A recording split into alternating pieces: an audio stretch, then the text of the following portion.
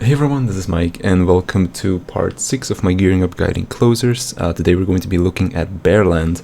Now, for those that have been following the channel for quite a while, they know that I've done a video about this a couple of weeks ago, I think, at this point.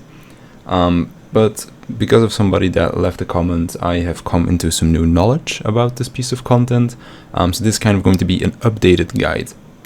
Now, overall, my thoughts are still kind of the same, as in that you don't want to spend upgrades on this piece of content. But it is worth doing because you can actually get a couple of nice things out of it. So if we open up, you have your new strain right here. This is really expensive to open up. Let me turn off the AC real quick because it's making quite a lot of noise. This thing is quite expensive to unlock.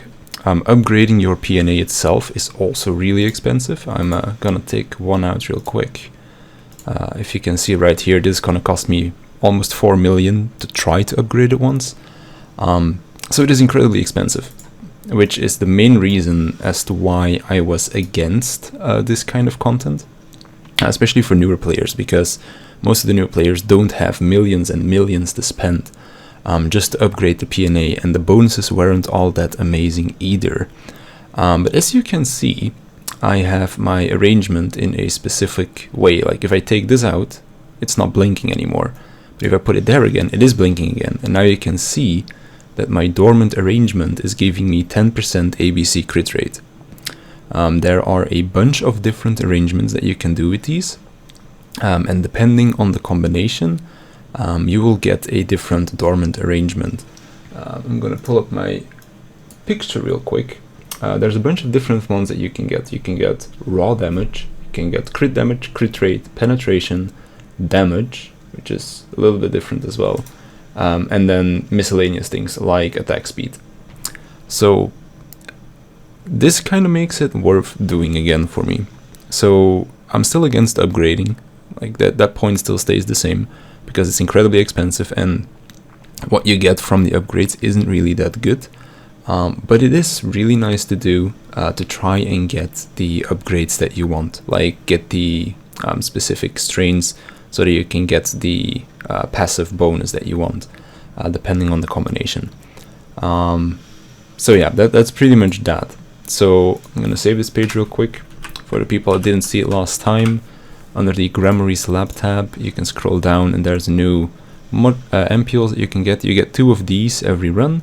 These contain all of the possible strains, and you have attack strain, defense strain, and support strain.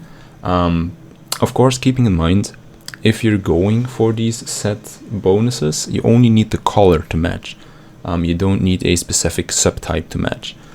So, for example, if you know that you only need a red attack, like a red type, to finish off your combo, then just craft one of these. You can craft, I think it's 2 of these. No, wait, you can craft 1 of these a day, and you get 2 of these a day by completing a run. It even says here you can craft it once a day.